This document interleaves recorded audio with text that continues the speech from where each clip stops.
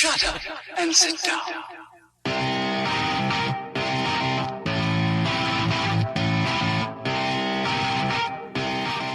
Hell yeah! Hell yeah! Hell yeah, Batman! Our bikes love us and we love them back as we ride through the city by the cars like black on the teeth of the town. We just keep on singing. We're unstoppable. Oh, hell yeah! G&O, unstoppable kids. Yeah, get your bike and go. You are listening to the Dialed Podcast with Matt Legrand, Sir Ian Gibson, Lance Hepler, and Jake Von During. One of the most important decisions you will make is to be in a good mood. For every minute you are angry, you lose 60 seconds of happiness. So, crank it up and be happy, my friend. When things are good, when things are hard, we ride together, we don't drive cars, but together we make such beautiful music. Oh, hell yeah, brother. Yeet. Unstoppable mamas. A G&O. We're unstoppable. Unstoppable kids. Yeah. Get your bike and go. Get your bike and go. Unstoppable papas. Pedal and flow. Hell yeah! Hell yeah! You're doing it good, buddy. Great job. Hi, and welcome back to the Dial Podcast. I'm Jake Von During. I'm here with Lance friggin' Hepler. Lance friggin' Hepler, live in studio. Welcome. In studio. Sir Frigginness, sitting next to the other Sir Ian Gibson. Hello, everybody. Whoa. Coming in hot. This group is caffeinated, it seems. Coming in hot. Wait, you guys didn't bring me any caffeine, did not. Last but not least, Mr. Matt Legrand. What's up, ladies and gentlemen of the internet? I don't know if I can follow that.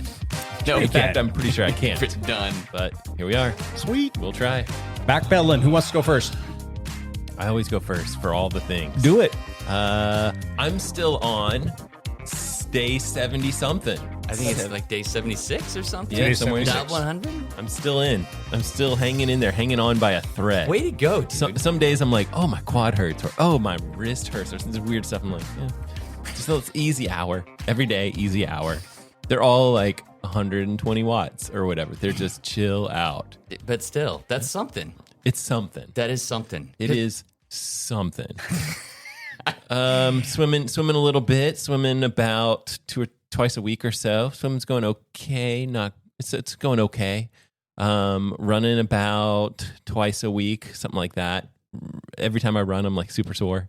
I'm not running enough to like get over the soreness factor. Yeah. But I'm running some, and So you just remake the muscle sore. Yeah. Yeah. And I'm always like, well, I'm gonna bike this afternoon anyway.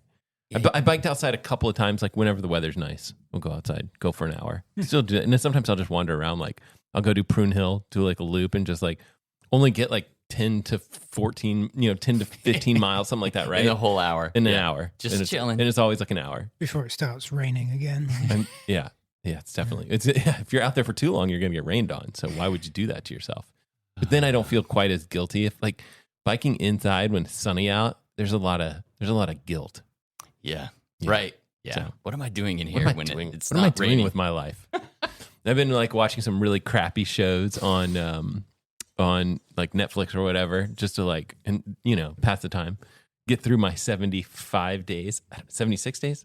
I think you're on 76. If I bike today, maybe we're on 76. So. Anyway, we're getting up there. I lost count a long time ago. Yeah.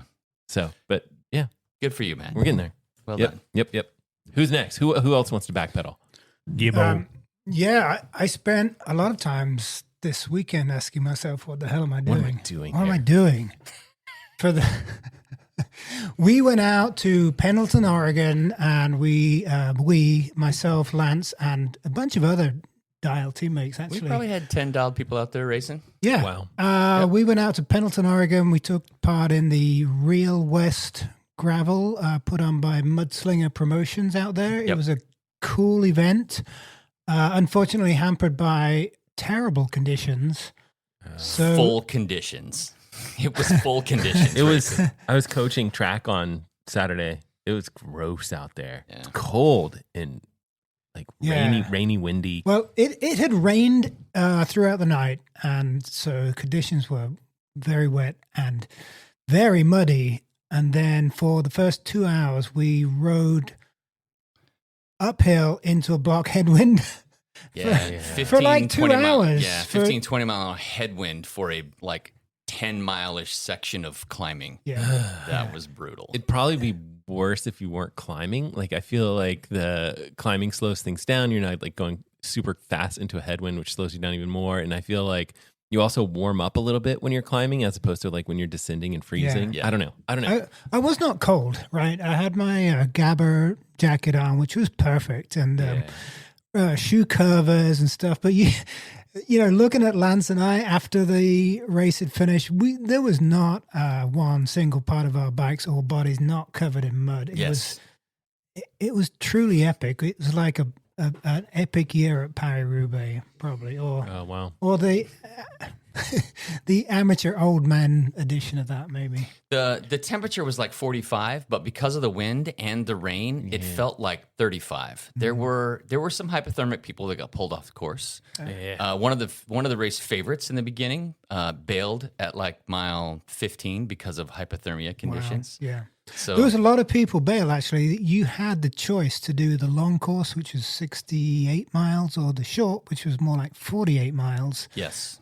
And there was like 160 starters for the long course. 200 of which fully half took the decision to bail out. 103 of the 200 bailed at mile 32 and took the short course. course. The smart people. Yeah. Yes. Including me. Like I got to the aid station where you had the choice, and I figured, no, I'm going to carry on. I'm not going to give up. What would my teammates think? And then, I'm a coach. What will they think if I quit? And so I rode half a mile up the hill, and then I screw this. No, I can't do this. I rode back down the hill, and then I thought, no, screw this. I'm going to do it. I turned around, and I'm like, no, I'm not. I'm going back. So we stopped at the aid station. Another 30 miles just back and forth. Just back and forth up that little half-mile climb. And then I screwed around, got the mud out of my shoes, got the mud out of my drivetrain, and took the short route home. Yeah. And as it turned out, I was not alone. So it was just, by that point, it was just, it was bad. Ian ended up winning his age division in the short course. Even with all that back and forth. Yes. Yes. It was 5-year age groups. It was anyway. In retrospect, it was 10-year age groups, not 5. It was type 2 fun. Like, it was pretty miserable on the course, but we had some teammates out there. We had a good time. We had a good time talking about it afterwards. We did. All hiding in my van with the heater on. Yeah. Yes. Yeah. I want to go back to Arizona, Lance. That was. It's been a rough couple of weeks, that's for sure. Yeah. But I did feel my fitness bump from all the stuff we did in Arizona had made a difference. Sure. Like, I was feeling pretty strong up until that point. But yeah. What you got to say about it, Hepler? Lance, I have a lot of questions for you. The season of humility continues on for Lance frigging Hepler. First question for your back pedal. Yes. How did you hurt your back? Did you fall on the bike? I crashed mountain biking in Arizona like 10 days ago. Okay. 10 days ago, I crashed prepping for the Cactus Cup race. I was pre-riding Cactus Cup's race, washed out, crashed, landed on my back and on my head, ruined a helmet, and and didn't get out of bed for 4 days, actually, after that. It was not pretty times. Did you feel like you had a concussion? I did not have a concussion, but I have a dinner plate sized contusion on my lower back. Have you seen it, Matt? No. Is this gonna give me wait, before we start, is this gonna be nightmarish? Okay. Is it healing? Oh. Look at my butt crack. Oh, your butt crack looks like you failed to wipe. But your lower back is also the same purple color. Yeah, it was not good. Yeah. So that looks painful. Yeah, it laid me out for a while, and I cracked a couple ribs, and that's what really was kind of laying me out. And I think I saw your X-ray or something. So I posted a couple X-rays just because I'm stupid, and I didn't have any other broken bones. I was worried I cracked a couple of vertebrae in my back because of how hard I landed, but that didn't happen. Here's my question. Well, I've got lots of questions, but like your back already has issues. Correct. Like really big stuff that could be. It's a limiting factor in my life, yes. But this This is separate. Yes. There's no overlap. There was no overlap. That's good. That's fantastic. Right? Because like now it's like, yeah, you look like, Poo-poo. but your back looks bad. It'll turn around in a couple of weeks. It'll be fine. Yes, correct. Okay. Yeah. So the disappointing thing is like this was the race I was like aiming for with all of my winter. Yeah, Echo Red to Red. Echo Red to Red. The Echo Red to Red mountain bike race. This happened the day before the race Ian just talked about. Yeah. It is near Pendleton, Oregon. It's in a little town called Echo. There was 500 racers there. Yeah. It was a gigantic field, really big fields. This was also my inaugural race as a Cat 1 mountain bike racer, which meant I started with the first wave with all the elite riders, all the other Cat 1 riders, so that was a whole different experience for me. So I was injured enough that I should not have raced. Yeah. I should not have raced. But I drove out there. I rode around a little bit the day before, and I'm like, I don't feel terrible. My legs feel okay. I don't feel terrible. Do you feel like you're not going to do any damage, like more damage by going and racing? I knew that I wouldn't do any more damage as long as I didn't crash again. And spoiler alert, I did crash once because I got blown out by a junior trying to pass me. Yeah. The junior was trying to pass me. Anyway. Yeah. So that made it a little bit crazy. I really shouldn't have raced, but I couldn't help myself. I have an issue with racing. Impulse control. I think one of my issues is, Jake probably knows this very well. I know that my racing can be taken away at any moment. Yeah. One uglier crash, one big life disaster, something like that, the racing could go away. So if there's a race on the calendar and I'm close by, I'm gonna go do it if I'm not really truly broken. Is right? a guy who is kind of broken and not super broken, but like broken enough that it's not fun to race. Like I kind of see where you're coming from. Yeah. Like, hey, if you're at that fitness level, go race. It's fun. Yeah. Even if you're not like tippy top. Like, it's still fun to race. Yeah, right. Until it's not fun to race. It's not fun to race. Tell us about that race. So, yeah, Echo started. There was, 120 people. Mm-hmm. I think there was just over 100 people in that Cat 1 wave. And it started with a 2-mile neutral section and then a 3.5-mile gravel road before you hit the single track. And it was, that's when it's on, is when you hit the single track. And so this was a completely different race experience than racing in the Cat 2 field. Let me just tell you. Yeah. Because in the Cat 2 field, even amongst the younger people and the juniors, I'm one of the fastest guys. And so I can get around things. I can set pace. I could set pace even at like the drop, at the flag drop, or I can be in that front 3 or 4 people at the flag drop, right? At this race, no freaking chance for me. They are all a different level than me. So what happens? All have that extra gear, right? Yes. It's like, and they're 30 years younger or 20 years younger, and in the prime of their athletic. A little more pop. Yes, a little more pop. So when we turned the corner and it went full gas when the race was on, I was sitting about, I want to say like 15th wheel. I put myself near the front of the pack. Just hang here as long as you can. And as soon as the race dropped, I got passed by 40 people. Like 40 people. They were going past me so fast, just like swarming around me. And I'm like, what in the hell is happening? Oh my gosh. Okay, part of it is I still don't feel good from the race, right? Yeah. But and the crash. And the crash. And so I set heart rate PRs. Way to go. For the Lord. Question mark? For the first 90 minutes. For the first 90 minutes. That was not good. Anyway, I raced actually pretty well for about 90 minutes and then just completely imploded. Just completely fell apart and knew that, okay, I shouldn't be out here. This is way hard on me. My back is not ready for this.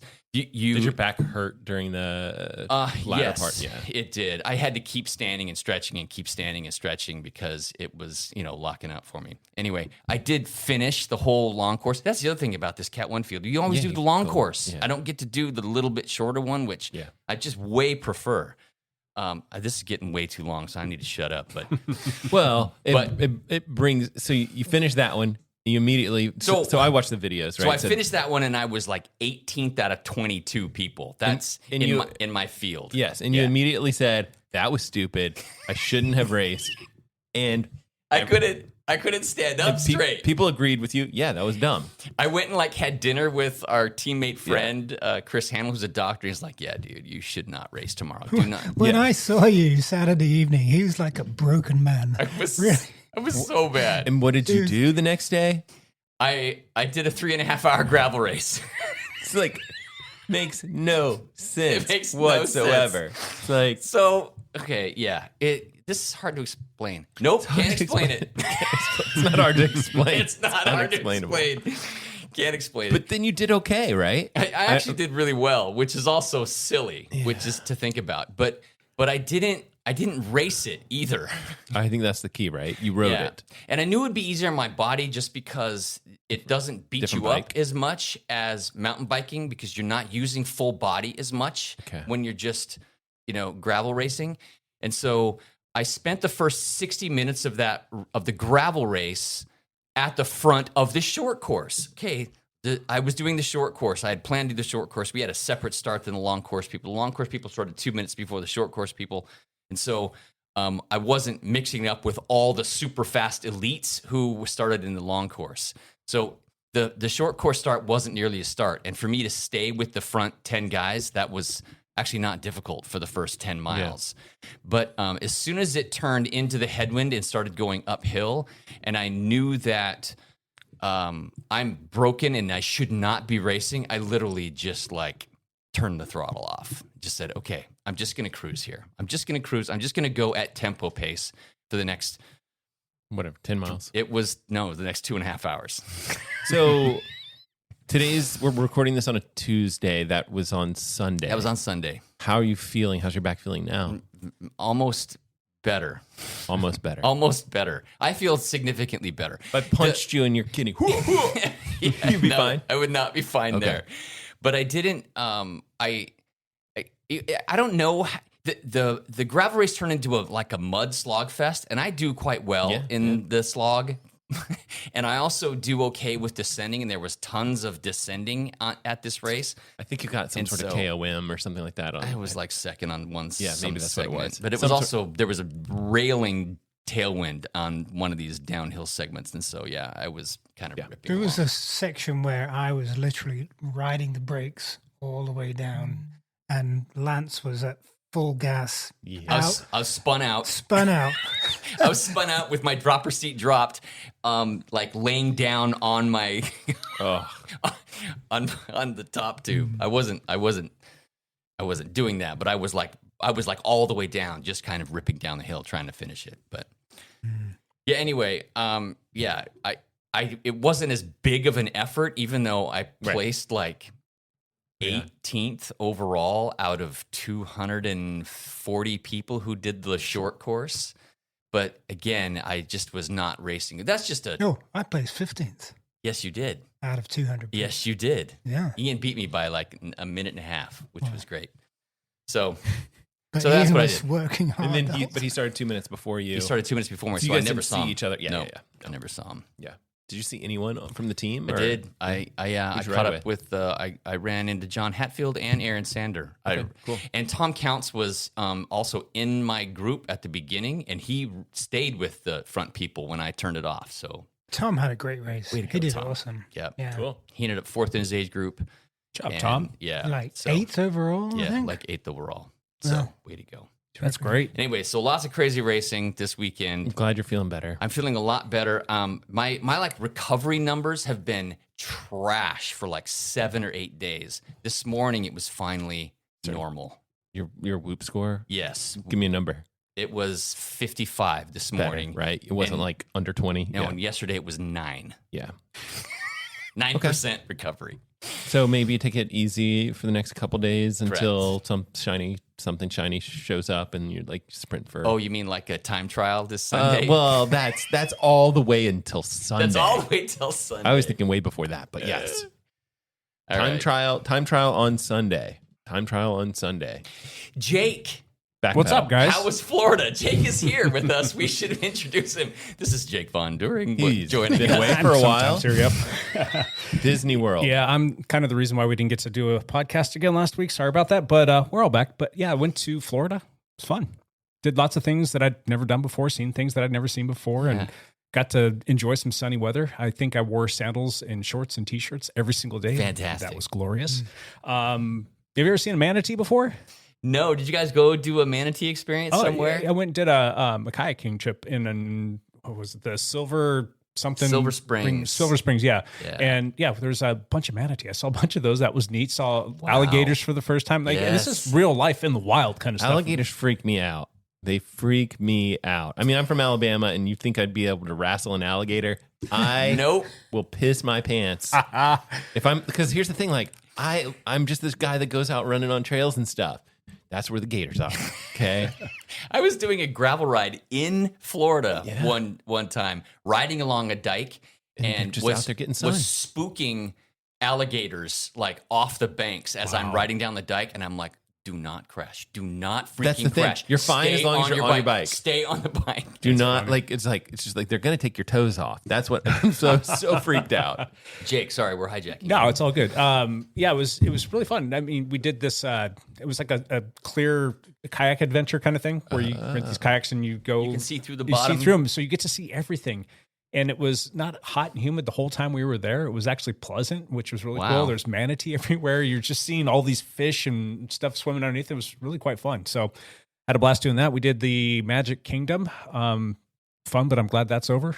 Too many damn people. Yeah, parks are crowded. Yeah, we did we just did 2 days. We did the Hollywood Studios the first day, and that was okay. I mean, there's not very many rides, but there's a couple that are pretty fun. Just again, a ton of people though. It's good. Tower of Terror, the roller coaster is good. The rock and roller coaster was pretty sweet. So I hadn't been in that park before. I hadn't been to Disney World since. And the Star Wars Land is in Hollywood, isn't it? They have a few rides there. Okay. They don't have all of them. It's not like Disneyland where they've got the whole land. They've got things kind of broken up all over the place. We did the I don't know, the redone Star Tours version that's now Star Wars. Oh yeah. Oh, dude, I'll never go on that again. It's a that will jack your vestibular system up. And I'm stout when it comes to that kind of stuff. It doesn't bother me, and I'm like, oh crap, I need to close my eyes. I'm going to throw up. It's a virtual reality ride. I don't even. I have to look away as I walk past the entrance to it, so I don't throw up. Yeah, and then they had another one there. I can't remember what was fun. There was a little bit of that in there, but it actually had a ride that moved around, and that one was actually pretty well done. Had fun then.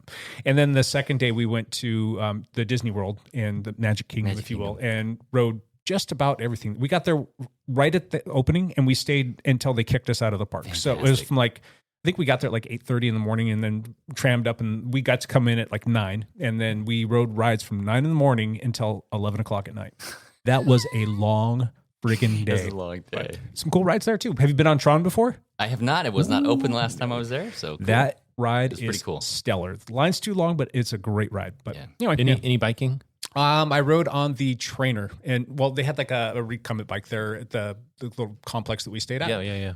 And I knew that it was going to be a week that it was going to be hard to get on the bike, so I kind of had this.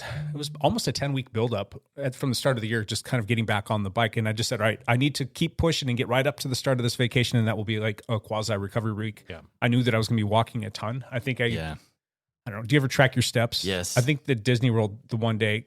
Granted, I mean, you're waiting in a lot of lines and you're standing on your feet the entire day, but I think I still got something like 25,000 steps. I don't know what that equates to, but it's a big day. It's a lot, lots of walking. So, yeah. And I had that whole buildup, which I've been feeling pretty good on the bike, and came back and have been trying to get back on West Coast time from East Coast with my ridiculous sleep schedule. That's been a little bit of a challenge, but back to riding on the trainer again. So, need to get outside and ride in real life one of these days.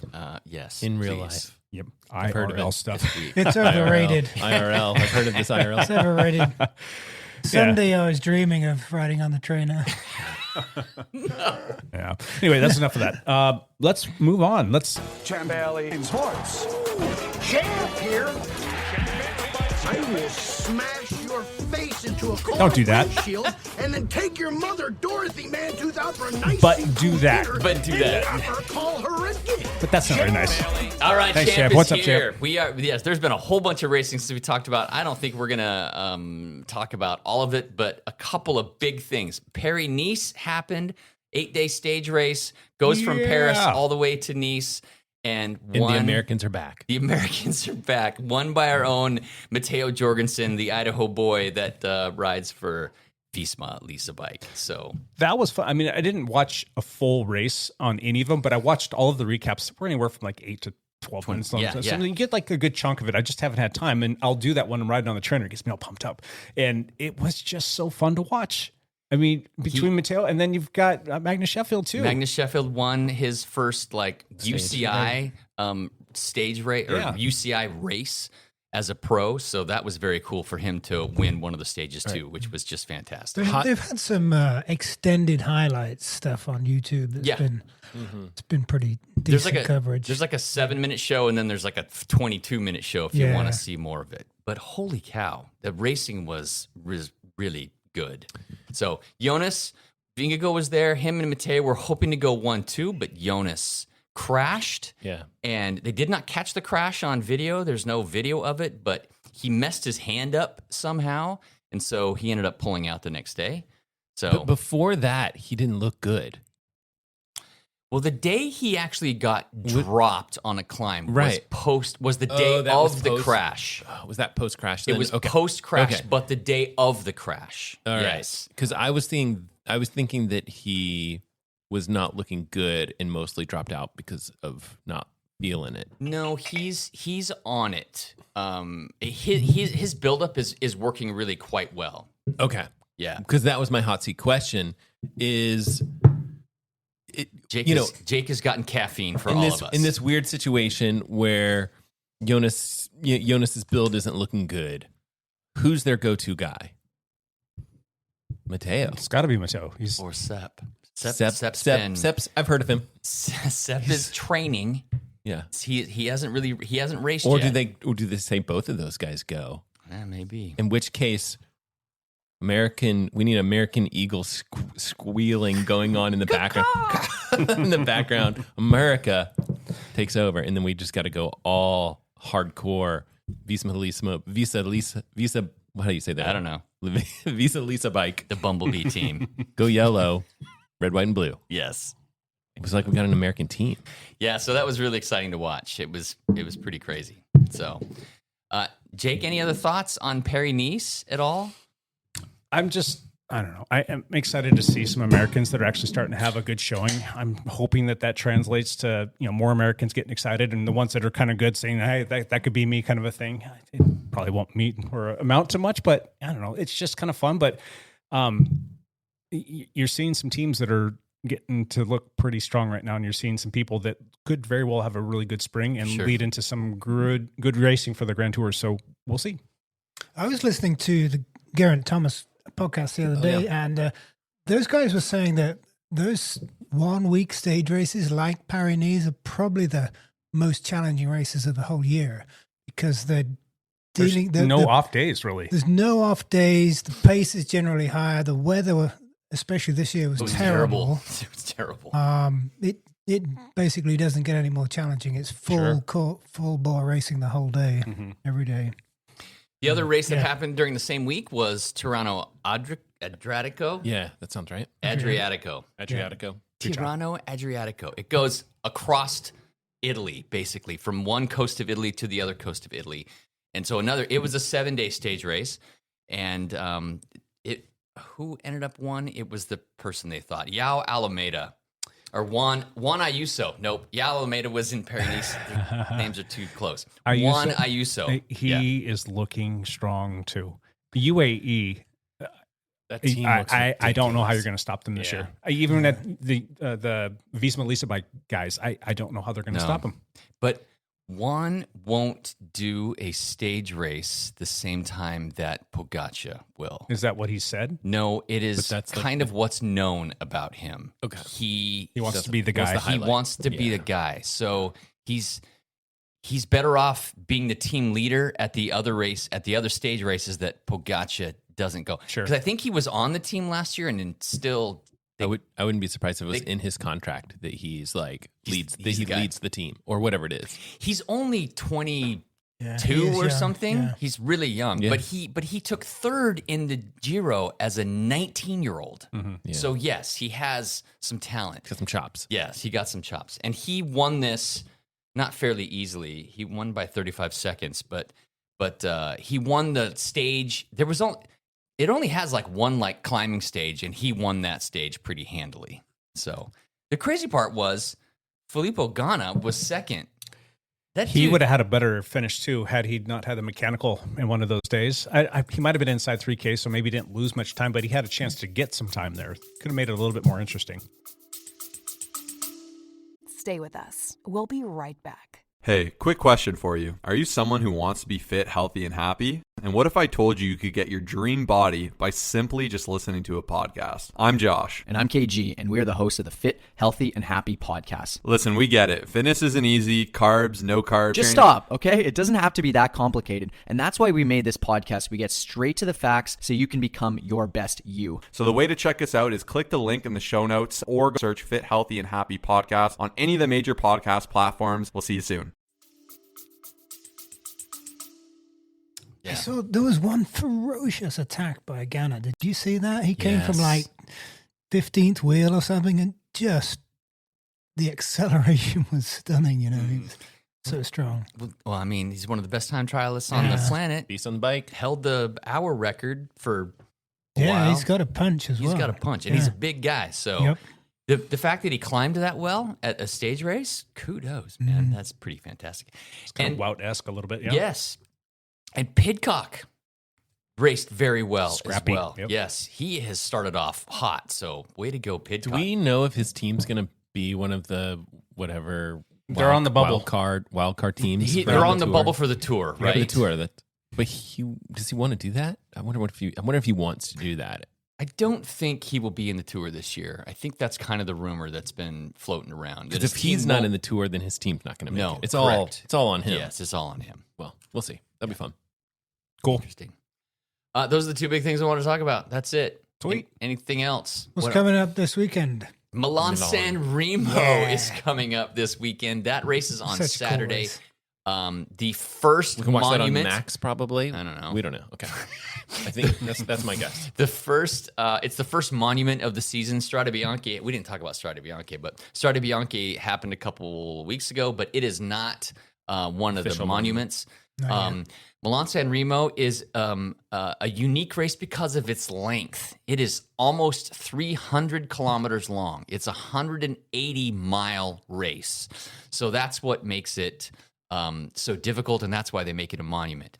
And everything's decided in the last 10 miles. That's correct. And there's two main climbs in the last 10 miles, the Cipresso and the Poggio.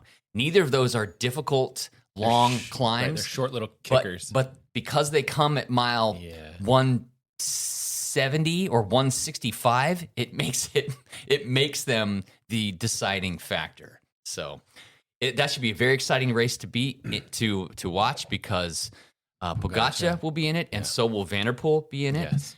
And those two guys are super exciting to watch. What's your predictions then on this? Well, Pogača goes at like mile 7 because he's crazy. You're probably not wrong, Matt. He's probably he's crazy. Pogača's best move is to go not on the Poggio, which is only like 5 miles from the end, but to go on the Cipressa.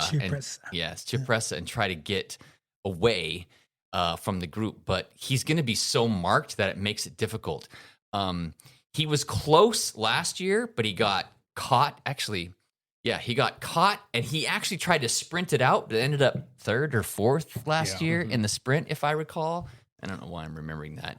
But because there's no super big climbs, generally a sprinter wins this race if they can make it over the Poggio with the group. And if that's the case, then this is one for Philipsen or Mads Peterson. Those two guys. I think MVP potentially would could. be.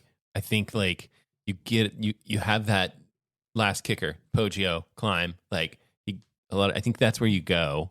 If you're him, you need, and he's punchy enough, like he can get a little gap and hang. I think I heard Johan Bernal say you need 15 seconds over the Poggio to make it to the end. It's funny how well they know. Yeah, if you get a 15-second gap over the Poggio, you can hold it. And then you've got to be an incredible descender to hold people off. Correct. And then when you get to the bottom, I think there's something like 2 Ks left. That's it. So and it's flat. then you have to hold off your chasers at that point. That's correct. And hope they're not organized enough to chase you down. I think that like someone like MVP can get 15 seconds on the peloton, like on the pack, especially after it's been thinned out. But I don't know if he can get 15 seconds on everyone, but I don't think he'll have to. That's my prediction for the race. Yeah. Right. Pedersen was climbing so well the last day of Paris-Nice. Oh, yeah. So he's looking great super pick. strong. He's looking great. He's a great and then pick. Philipsen recently showed that he's far more than a sprinter as well. He's got a lot of Philipsen, defending champion. He won last year. He came from nowhere last year. As a matter of fact, I think didn't MVP kind of lead him out, and we're thinking MVP, and then all of a sudden Philipsen kind of pops in the screen. Wait, where did he come from? Yeah, and I then think he you're just right. rode by everybody. If I'm not mistaken, that's how that played out last year. For those playing along at home, if it already hasn't happened, you can watch it on Max, and it will start at 5:05 a.m. Pacific time. I think Pogacar wants this one like worse than any other race that is on his calendar. I think he wins this one. Nope. No, we got to know over here. Who are you going to pick? Philipsen? Philipsen. That's a good pick. I'm picking MVP. Okay, I think that's a good pick. Pogacar will get him. You can't beat Tade. He wants this, and he's going to get it. He's going to do something special, and nobody's going to be able to answer it. Do something stupid. He was pissed last year. Between his form and fitness right now and his just killer instinct, and then you couple his teammates in there that are going to be able to help mix things up a little bit, you might see the sprinters have a hard time being there in the end on purpose because they want to make separation. And I think that's how it's going to play out. Tade did bounce off the tarmac 2 weeks ago. Yes, he's fine. He did. Okay. And he still won the race. He crashed and still won the race. Last year he tried. He went on the Cipressa. Yes. And right.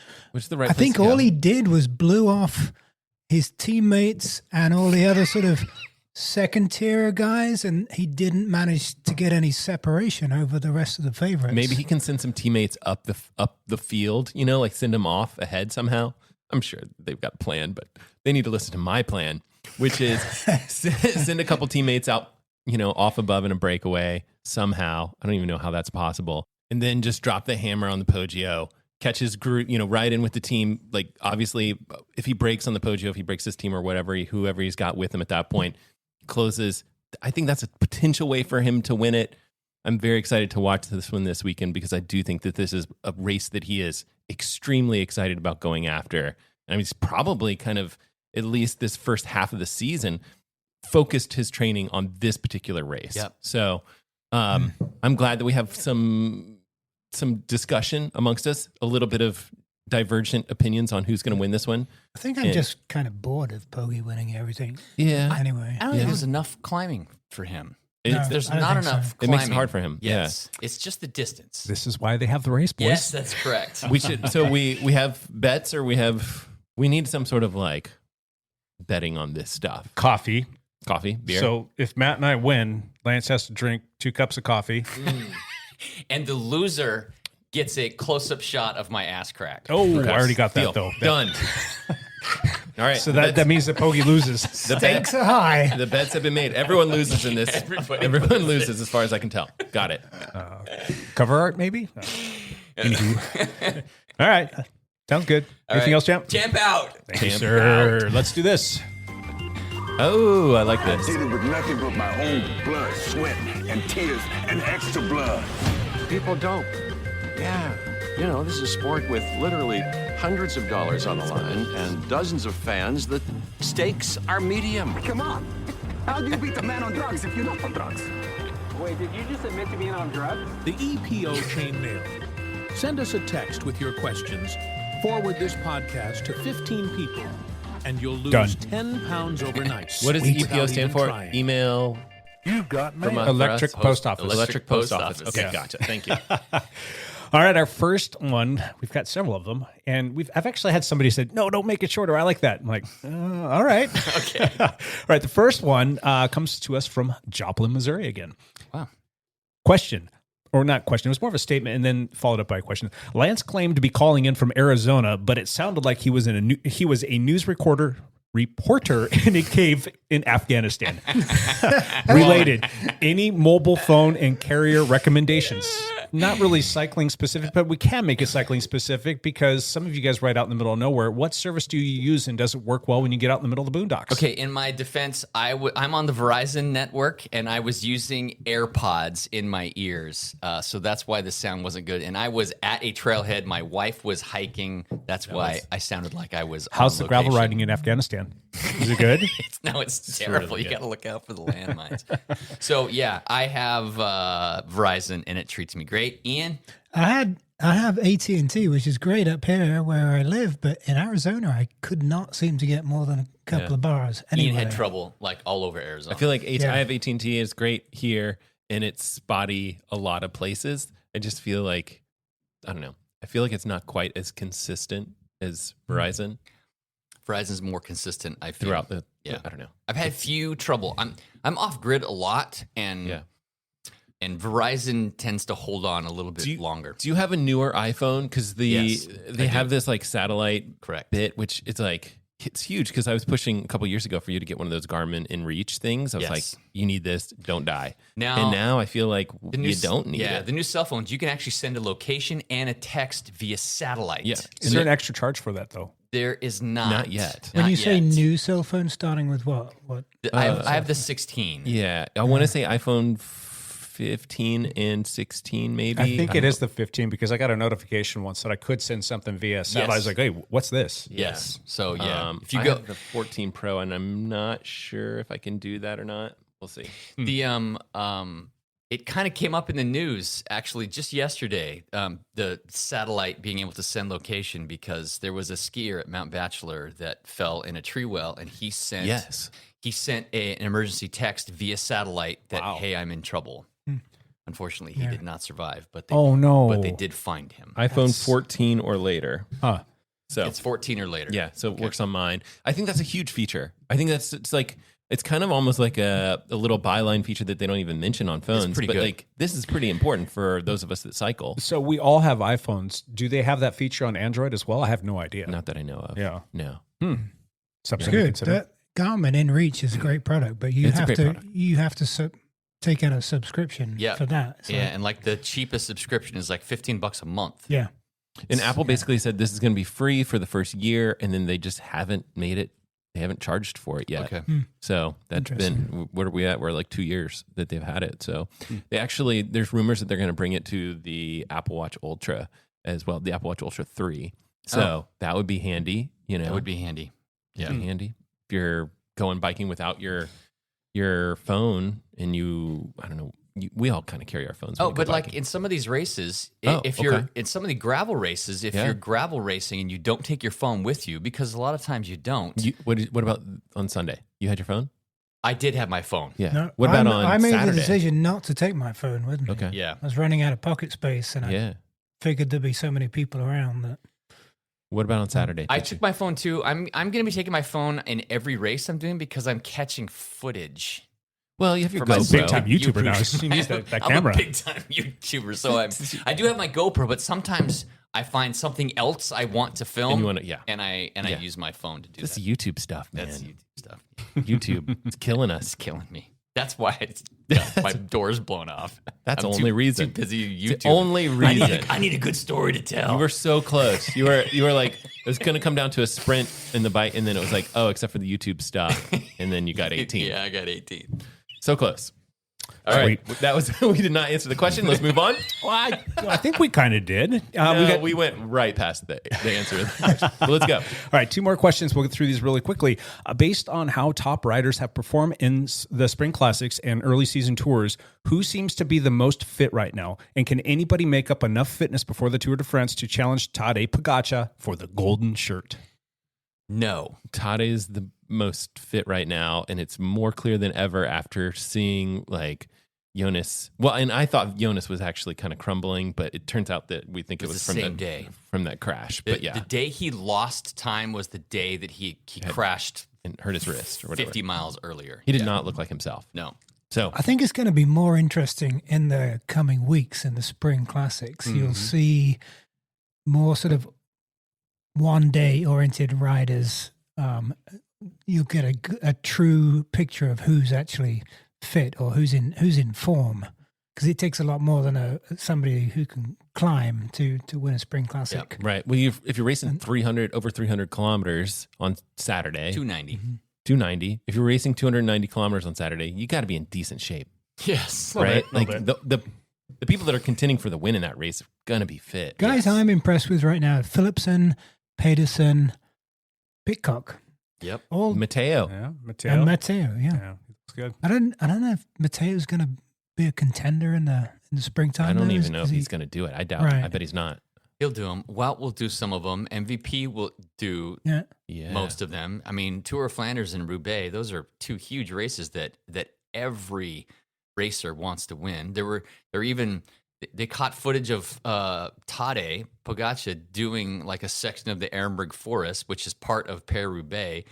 And so then he doesn't have Roubaix on his schedule. So then all these rumors fly that, he's going to do Roubaix. And he has said in the past that he needs to be 5 to 8 kilos heavier to be competitive at Roubaix because the cobbles just beat you up so much. Do you think that he could ever sweep the classics? Has anyone ever... I mean, has anyone ever done that? Probably Eddie Merckx. Eddie Merckx is probably Eddie Merckx is probably the person. Probably, I don't know. Yeah, we'd have to go back and that's a good like Google search away. Someone's yelling Somebody at the radio. got all of them except for one. I can't remember who it was now. Belgian guy. What was that? Did you backfire over there? Yeah. Sorry. All right. All right. And then our last question. I don't know if we answered that question or not, but I don't know. We never do. Tadej. Tadej's going to be Tadej. Last question. I haven't been riding my bike all winter. Before I head out on a sunny spring ride, what are some things I should check? That's a good question. Tire pressure, Might want to pump up those tires. Consistency, like they're not cut or bleeding anywhere. If you're running tubeless, got to change out the sealant. Need some sealant in there. Check your chain, make sure it's lubed a little bit. Yeah. Drive train batteries. Yes. Topped off. I would kind of like go just have a look at your tires, make sure like they're looking good. Like go ahead and just give them a wipe down maybe. Sometimes there's just dust on them.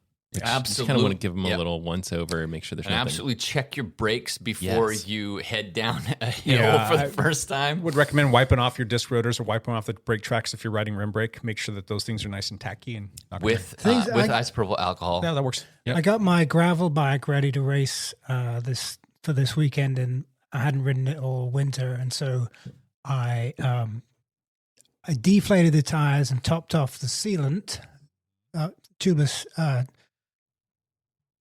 tires, right? Yeah. Oh, yeah. Topped off put more sealants in there, inflated them, inspected them, lubed the drivetrain, charged my SRAM. That's what I was going to say. Batteries. Charge all the batteries. Check the brake pads. That's what I did. Yeah. Good to charge the batteries now if you've got a sunny ride coming up because you don't want to be like, what happens to me is I'll be like, dang it. It's like, I'll just charge this up for 5 minutes before the ride or whatever. And then you're worried about it the whole time. Yeah, I think for me personally, if that were me in that position, I hadn't ridden my bike all winter. The biggest thing is just the tubeless tire sealant. That's going to be the one thing that probably like just dried up in a pool at the bottom, and it's just going to be like going around. Plus, you're not going to have it, keeping the seals nice and tight, so you could potentially lose air when you're out on your ride. I don't know. That's probably the big thing for me. Yeah. Other than that, just go ride your bike. I think that's it. You guys have any other feedback on that? No other feedback, but I missed something I need to share, or Champ Bailey missed something that needs to be shared. Talk, Champ.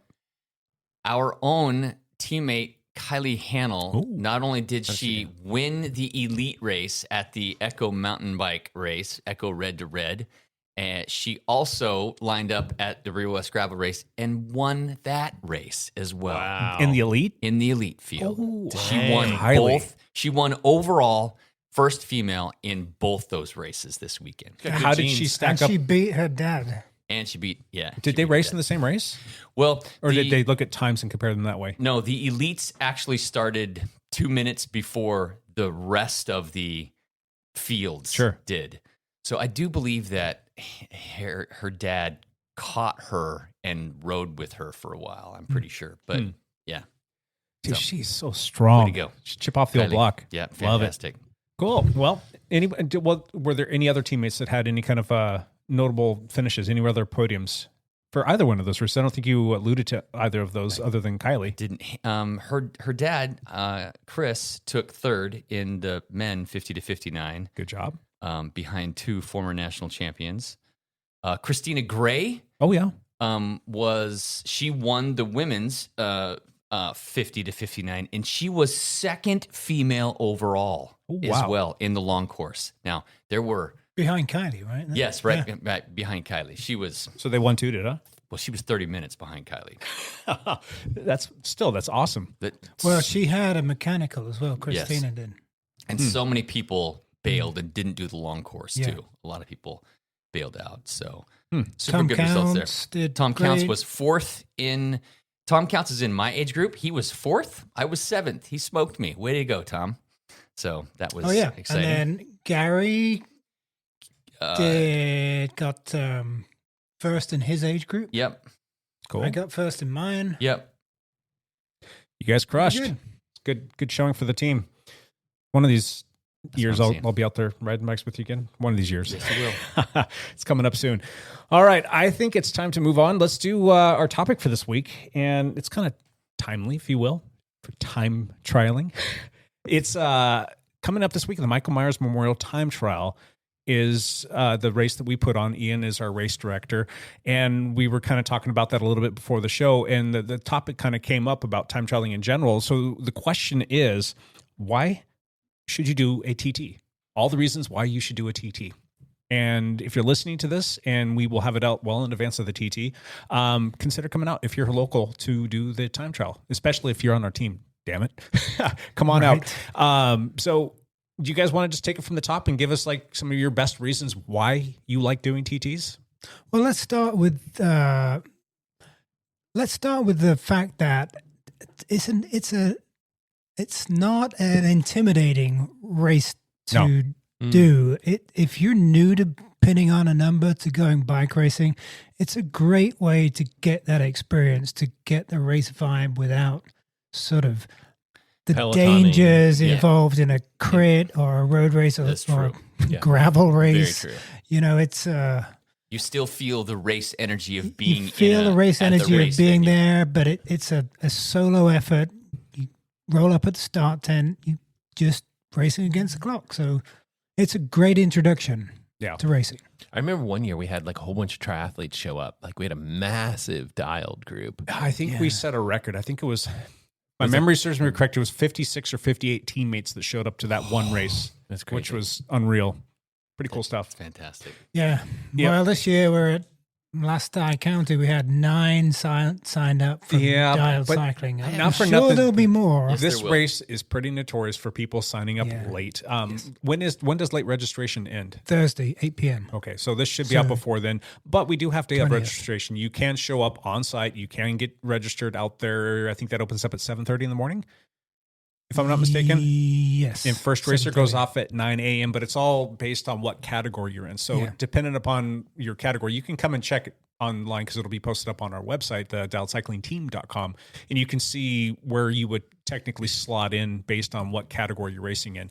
Do you want to talk about the different categories? And this is another good reason why you should do it, because it's a pretty diverse thing. It's not like you're going in there and stepping up against the the elite of the elites, and you've got to go race against them, and you're not going to have any chance. You're racing based on your category group. So, we've got 1 through 5, and then we've also got, and it's the biggest categories out there are the Eddie categories, which are, you don't get to use any time trial specific equipment, no aero equipment. You get to ride your road bike, and you don't get to wear a skin suit. You don't get to wear an aero helmet. You can race wheels that are, I think we changed our rule for our race up to 50 millimeter depth dish.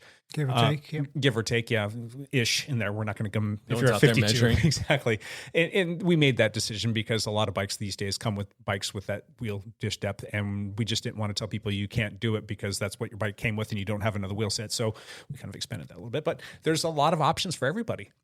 Yeah, time trialing over the last few years has built significant barriers to entry because just little tweaks on your bike, on your wheels, on skin suit, a helmet, all of these things make a difference of seconds. And Marginal when you gains, add that up, it can be 5 or 6 or 10, 20 places in the results. And so it's kind of developed into this arms race. And a lot of people geek out on that. It's a good thing to try and get as sleek and aero and fast as you can. Sure.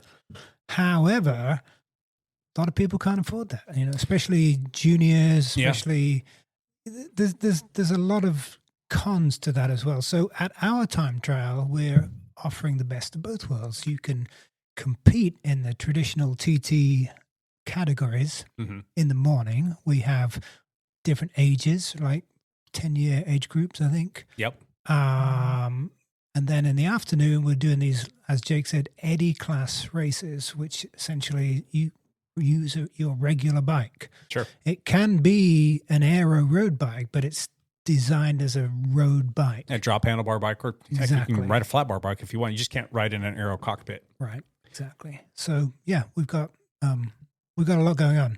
I mean, back to the reasons for time trialing, though. My second point would be to test your own fitness. Your biggest competitor is last year's version of yourself. Sure. Correct. So although course conditions change every year, the barometric pressure, the wind, everything is different. Temperature, you still got a good idea. You can look at your power numbers and say, yes, my winter training has paid off. I've been doing things right this year. I'm in good shape. Or no, I need to tweak things. Or, how do you feel about your performance on the day? Because everybody gets the same conditions basically, or at least the peers in your start group, your age guys will have the same conditions you do. So it's really comparing yourself against yourself from prior years. Or I really love very pure. The idea that you can go out there and you can really test yourself and look back at your power numbers to see how you did. Yeah. There are so many people that will come out of a winter and say, oh, my FTP is fill in the blank. And I honestly don't really care. It's such a subjective thing anymore, and it can be inflated or deflated, and there's so many different ways to test it. It's just like, it almost feels like it's lost some of its validity. But you can't lie when you have to go out there and race against the clock. And granted, it's not going to be your traditional FTP test, if you will, but I'm sure that there's probably something out there. If you do a it's a 12.2 miles, so 20K bike race, and it takes you somewhere between 28 and 34 minutes ish, or more or less, depending upon what your fitness level is.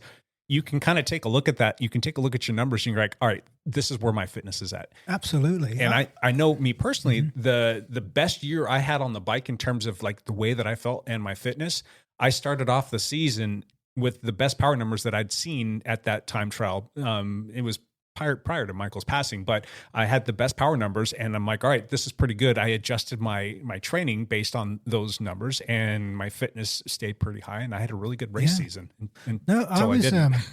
Yeah, absolutely. I was talking with one of my clients last night, and we discussed exactly that. Nobody really wants to do an FTP test, and all of those protocols you use are they vary. There's a lot of room for error in the FTP testing protocols, whether you're doing it outside, doing it on a train, there's a big difference. But go in and look at the results from a TT effort and extrapolate that out to an hour, and you'll get a pretty good idea of, this is the fastest I could go, right? The best I can do, because you're you have that competition going on. Yeah. You want to you push yourself harder, and you can really look back at your data and go, this is my FTP now. Sure. And so many people, like you said, have an inflated idea of their FTP. What does that do? It means every training session is harder than it needs to be, and it's not targeting what you're trying to target. Yeah. You're riding above That's your true. actual physiological threshold, Yep. which is not doing what you want to do. So, yeah. Another thing that I really like about it too is it teaches you how to pace. Like it Oh, yeah. really teaches you how to pace. Like if you come out the gate too hot and you get to, like, for our race in terms of like doing the turnaround and then you just start to fall apart. Like, yeah, you got to learn how to come out and try and have a little bit of a negative split if you possibly can, but you don't want to finish soft because you came out too hard. So you got to figure that part out for yourself. That pays big dividends in a lot of different ways, because when you learn how to pace yourself, when you actually go to do some of these more, proper road races or a crit race, if you ever get yourself into a position where you're in a break or you've got to lay down some serious watts to put some gap in there and to hold the field away from you, you're gonna know what that feels like, and you can draw back off of that experience and say, all right, I did it there. I know I can do it again. And a good example would be that same year that I had that best effort. We did the Barton Park Road Race. And I remember breaking away. We've talked about this before in the past, and it wasn't supposed to work out this way. The first time up the wall in this circuit race, we had to go around 6 times. I gapped, and I had no plans of trying to make that stick. But you know what? It stuck, and then I had to learn how to just stay in that position for almost an hour and 48 minutes. I think is what the race time was. I was solo. So I had to draw off of the fact that, all right, I've done this before. And as our good friend, Dr. Chris Handel would always say, don't give up until they catch you. Just keep going. So I had that chirping in my ear because he'd said that to me so many times. And the other part of me was like, you've done this before. You can make it happen. I think that full almost 2 hours, was it my normalized power or average power? Whatever. I think it was the normalized power was over 330 watts. For that hour and 48 minutes. Oh my God. It was just ridiculous. It was good. But it gave you confidence having done the time trial. Yeah. You have a better idea of what you're capable of. Perceived exertion. Yeah. Right? Without even looking at the power, you get a better feeling for what your body can actually do over the long run. Sure. Yeah. So there's a lot of little things that you can draw off of from that. That little, like, go out there and make yourself hurt and suffer in a time trial. And again, kind of sounds sadistic, but when you're out there and you're actually doing it, you're hurting, but it's not that terrible. Like, cause you're like, I got this. And you're just like chipping away at the miles, and you're like, I'm a little bit closer, just keep doing it. And if you break it down into smaller palatable sections, you can like really convince yourself to put out some pretty big efforts. At least you don't get covered in mud.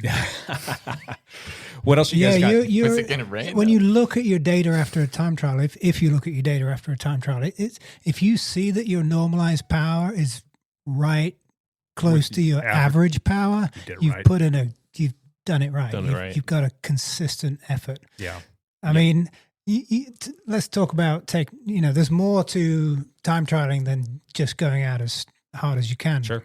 And you alluded to this when you talk about negative split. So the biggest mistake is going out too hard. And this is a mistake I made down in Tucson. It was a super short time trial, like it was less than 5 miles. It was like 4.5 miles. Yeah. Eddie style. No time trial equipment. So were they strict about the wheels or anything like that? No, well, as long as you were in the If they looked at your bike and it looked like a regular bike, you were good to go. Yeah. You could wear an aero helmet. They did let people wear full-on aero helmets. But being such a short race, the temptation is just get on the pedals and drill it. Yeah. And I did for like 3 minutes, and then I started running out of gas, and then my heart rate was through the roof, and then I had to kind of freewheel and stop pedaling, and I never really recovered. So you go into the red, you overcook it. It's hard to get back on track after that. I think that there's probably some value in going the first, we're talking like the first quarter mile, like drilling that a little bit, right? Because you need to get up to speed. Yeah. And it's worth putting in a bigger effort than your average for that block of time. And then I think the most ideal way is literally trying to keep that IF value as tight as possible and just keep it pretty even. It's really hard when there's wind in different conditions and different things like that. But man. Yeah. And then you could say that, if there's a downwind and a upwind section, that it's better to put a harder effort in against the wind, Yes. you're going to make more of a difference than if you have the wind at your back. Yeah. Or if you're on a hill, to drill it on the hill. And Yep. But yeah, there's little things, but There's yeah, a little consistent effort.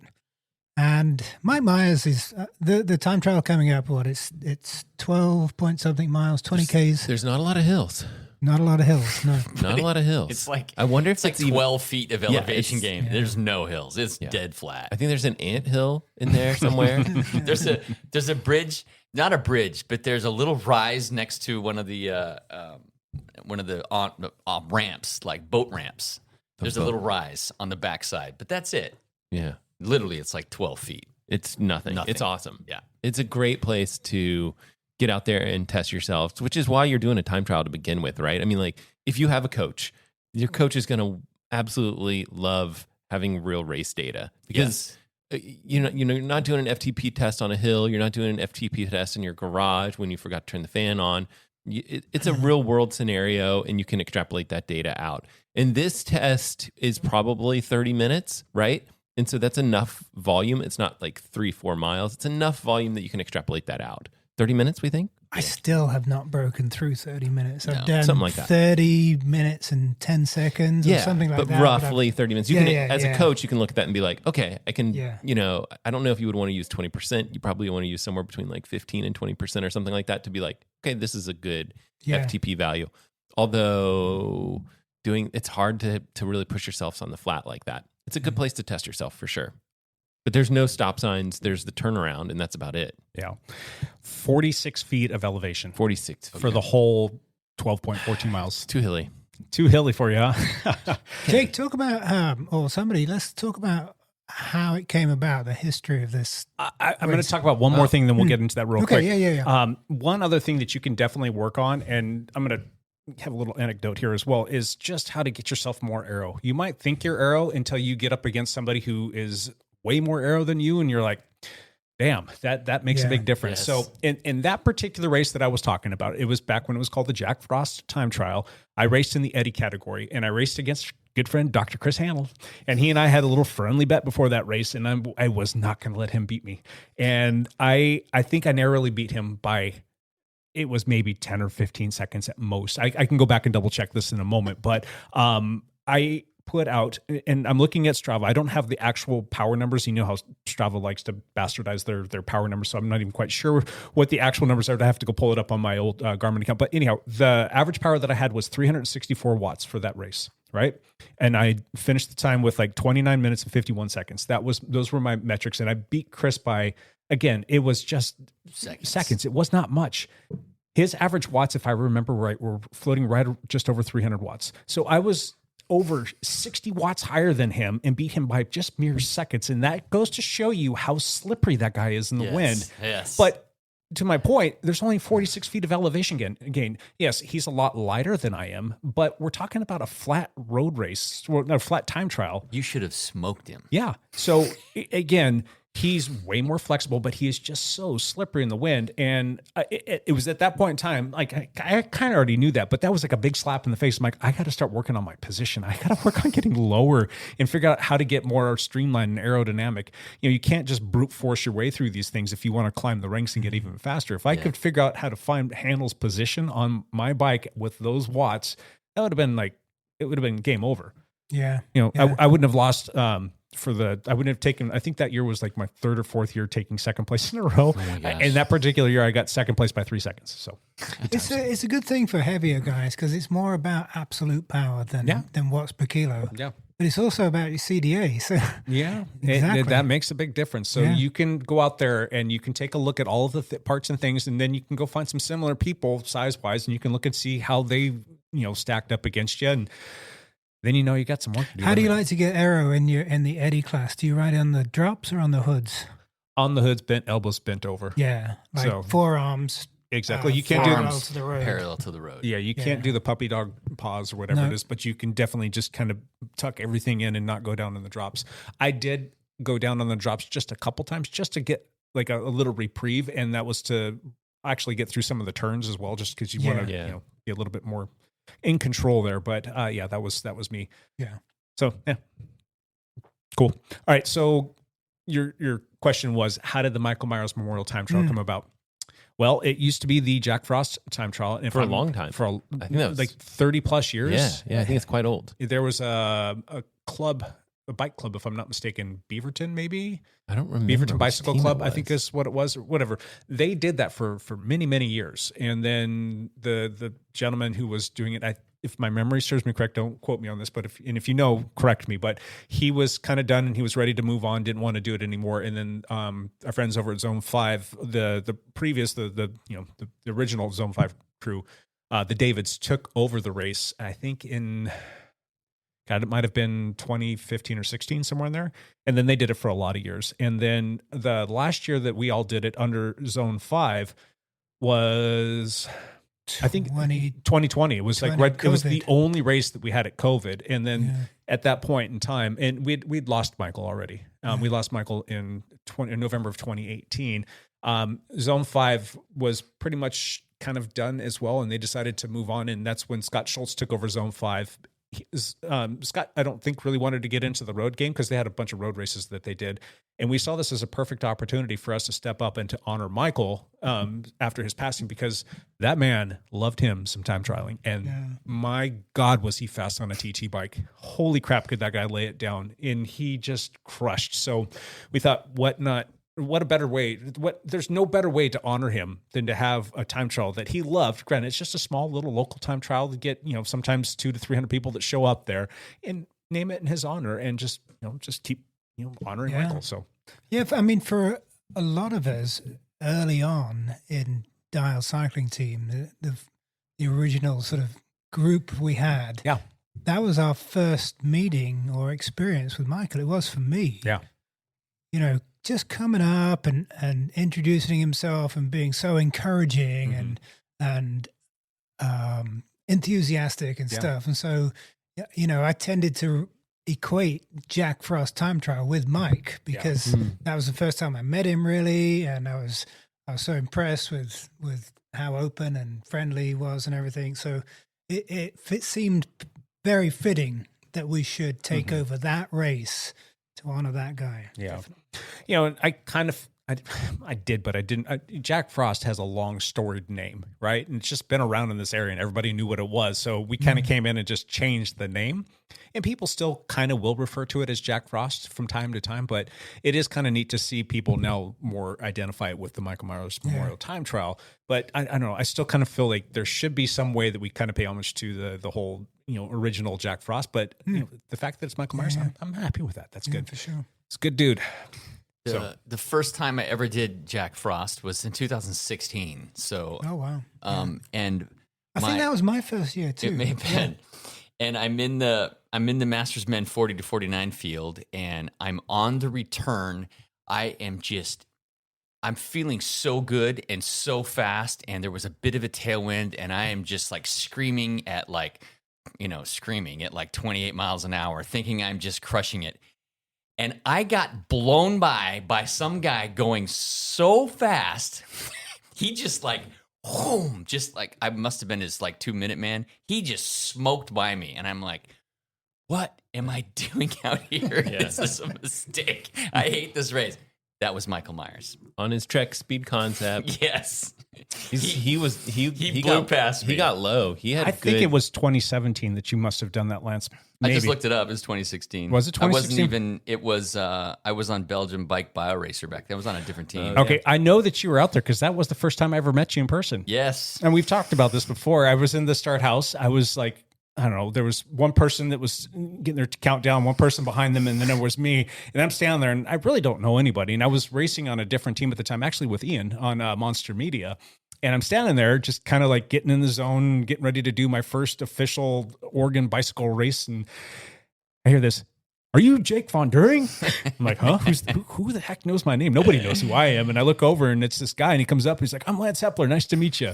I'm like, "Hey, Lance, I think we follow each other on Strava or something like that." So I was Strava stalking you. That's all it was. So yeah, that was, it was kind of a good place. A lot of us connected there and met each other for the first time. But yeah, that year I got second place as well. I didn't realize that you actually raced that day. You did? I think so. Huh, cool. How about reasons you don't want to do a time trial? hurts. It hurts. It hurts. Is there any reason why you shouldn't do a time trial? And there's Gibbo showing us a little Photos? TT photo action on his Pinarello. March 6th, 2016. That's right. Yeah.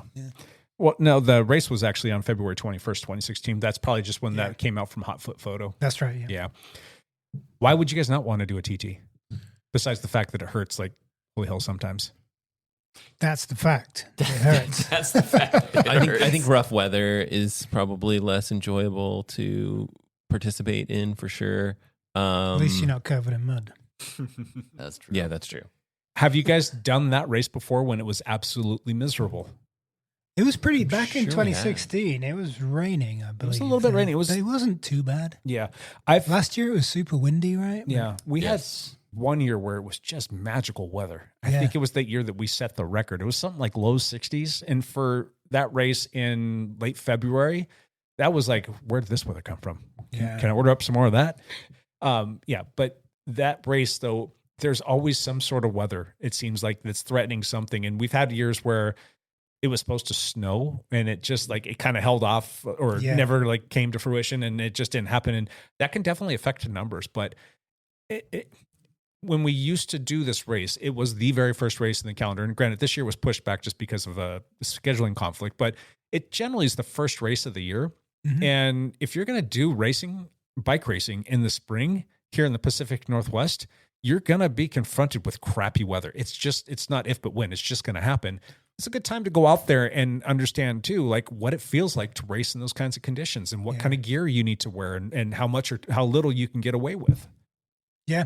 And you start with your peers, right? Everybody in your age group starts within 10 minutes of each other. And so everybody's exposed to the same conditions as you are, so if you're miserable, you know that you're not alone. Mm-hmm. This coming Sunday, I believe from what I see right now, the rain's going to hold off until the evening. So that's what I was reading as well. It's just could be good. Cloudy, upper 50s, chance of rain in the evening. So we should be unscathed. That'd be great. Upper 50s is a great temperature. Yeah. Yep. Like once you get warmed up, that feels good. And you're not going to be too hot, especially like if it were to be mid to upper 60s, that might not sound like a lot from certain parts of the country, but when you're used to it being 40 and you're outside training, for those of you guys that ride outside still, when it jumps up that much, it can really wreak havoc on you. As a matter of fact, going back to the Barton Park race, I remember one year we did that. Granted, it looked like a team race, or team ride rather. I remember that time and one other time, it jumped up. It was a mid-April race, and it was something like low 80s, and so many people cracked and fell apart because they just were not acclimated to that warmer weather. But for sure. Anyway, go out there and do it. Any other reasons why you wouldn't want to do it? When it's cold outside, when it's a clear, cold day, the air pressure's higher, you'll go slower. Oh, right. Yeah. So the air's more dense. Yep. Yeah. Well, so when the temperature goes up, you might set a faster time. There you go. So what you're saying is you've dialed up a pretty good set of conditions for everybody to come out here and do the race. What can we expect when we get out there? What's it going to be like out at the race? What's the vibe going to be? It's always a good vibe at our races, I think. Yeah. We've got a raffle that's going off. We've had a lot of different brands step up and send products, so we'll have cool stuff there. We've got a bunch of swag for podium prizes. It should be a lot of fun. We'll have music and just fun things. It's a good time to come out and check out. If you're local, come out. Say hi. Boys, anything else you want to talk about with respect to TTs? Okay, we're moving on. One last thing. Matt, you want to start us off, bud? Yes. I have been a little bit slow to post videos, just I don't know why, but it's taking me more time than it should. I'm posting a video next on the Garmin Instinct 3, which is, it's nice because I have the 3 different varieties of this watch, and that's kind of what we're going to do, compare and contrast a little bit of the different options that you have. There's an AMOLED version and a memory and pixel version. The memory and pixel version has solar, so you get a lot more battery life with that one, and so that's the video that's coming up. I was hoping to have it done by tomorrow. That's not even going to be close to happening. It'll probably be like Friday before I get it done. And the video after that will be the Apple Watch bands in their potential to cause cancer. Ooh. Yes, because of the PFAS chemicals that they use within some of their watch bands. That's kind of a fun one. It's a fun video. It's got to get to work on that. Sweet. So cool. That's it. Gibbo. Yeah, I usually finish up by plugging the upcoming races, but since we've just spent 30 minutes doing that, I'm kind of lost. But where should people sign up? Where should people go to sign up? Obra? Obra. Obra.org. Obra.org/schedule/March. Okay. Yeah. Or you can just go to Obra.org and just find your navigations and make your way there. I wanted to reflect on Sunday and how cool it was to be out there with our teammates. A lot of these people we don't see that often, but you have it's a great time of bonding with people that you have something in common with. And I would love to see more dialed people out there at these races. I know we have a really big team. It's just fun. I mean, I'm sure the mountain bike race on Saturday, there was even more of us out there. I think was more. We had a reasonably good showing out at Pendleton. But it's so cool. And come out and race with us. Yeah. That's Agreed. all I got to say on that. Hepler? I don't want to miss teammates that raced well this weekend. Cameron Berglund, she won her age group at the mountain bike race, Echo Red to Red. Tim Dorman won his race at the mountain bike race. And Chris Surratt was just off the podium. He was fourth. But again, we had almost 20 people out there at the mountain bike race and about 12 at the gravel race. So thank you very much. If you want to see some footage of either of those races, I did post YouTube videos about both of those. Channel's awesome. Channel's crushing. I don't know if it's awesome. It is. Lance, I'm still working on it. Lance. It's enjoyable. I just watch it to see me. It's good that you're staying consistent and making videos and you're doing a really good job. You're doing a fantastic job, my friend. Those I actually have I will check now almost daily just to make sure that did he post something today? Or I'm just kind of hanging how's his injury doing? And I don't get to see you when you're gone. And I'm so freaking busy that I don't even think to call you or text you and see how you're doing. I'm I'll just watch this video while I'm riding on the train or while I'm sitting on an airplane for 6.5 hours and see what's up. So, but you're doing an awesome job and they just keep getting better. And I just want to keep encouraging you to keep doing that. I'm trying. You're doing a good job. And I love the little educational bits that you put in there that you kind of talk about the things that are native to wherever you're at. And, that's just little tidbits like that. You're being yourself. And if you're kind of finding your way, I really think that you're doing a fantastic job. Where can people go watch these? And where can they subscribe so you can get to that monetization? You're creeping up on 600 if I'm not mistaken. Close to 600. And you started with not very many. So I started with 20. Yeah, that's great. So that's good. Yeah, it's just on YouTube. Search my name, Lance Hepler, Heppler, 2 P's, and you'll find me. Cool. Good job, dude. Keep it up. Thank you. I'll try. My one last thing is going to be a hot seat question for you and for listeners. Ooh. Should we drop our PG rating? Dude, I think fucking A. Oh. Jake's got damn it! Now I got to edit. I think we keep it. You think we keep it? Yeah, I vote keep it. Keep the PG rating. Ian, what do you say? How are we going to get the Disney sponsorship, Lance? But it's not coming. I don't so much money from Disney. I just gave them are we so much PG money right now? We're PG. Yeah. Oh, okay. I'm not trying hard enough then. Yeah. Oh, when you do try, that just means I have to edit more. So, what do you say, Lance? No, I don't think we keep it. You think we should just drop it and be after hours kind of thing, or cuss this thing out? Man. So here's my thought.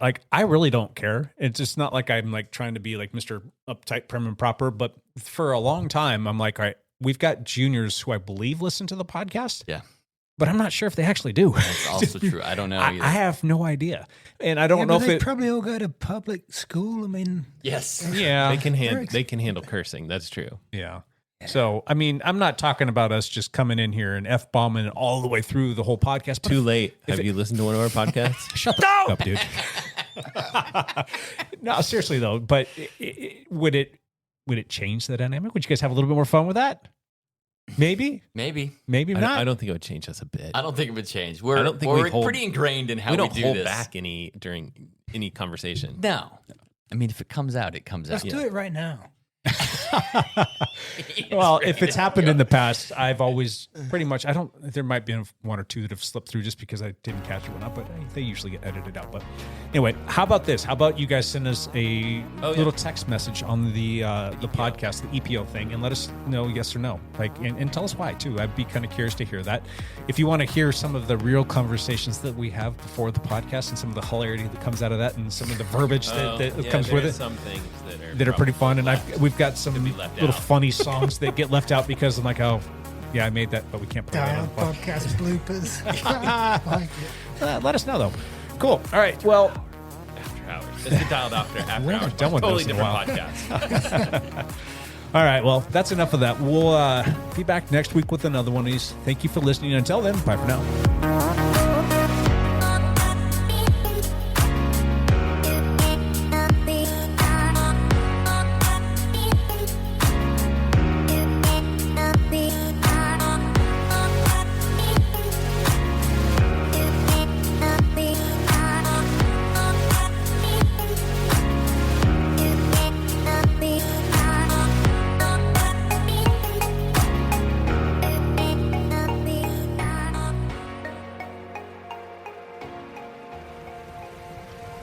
Hey, Chris. Say hi. Oh, it's so sweet. He's kind of even an all-star of the group. He's Masters. Right there. That's Chris. That's Chris Weirdman right there. He's got more wins than anybody else on the team. He's a badass. Uh-oh. There's a leader right there. That's Jake. All right, Jake. They're picking up pace right there. Yeah. There's Whitney right there. He's my teammate. That's right. And there's Kim. She's sporting it right there. Very nice. Thank you, Kim. There's Gino. Say hi, Sean. Thank you, Sean.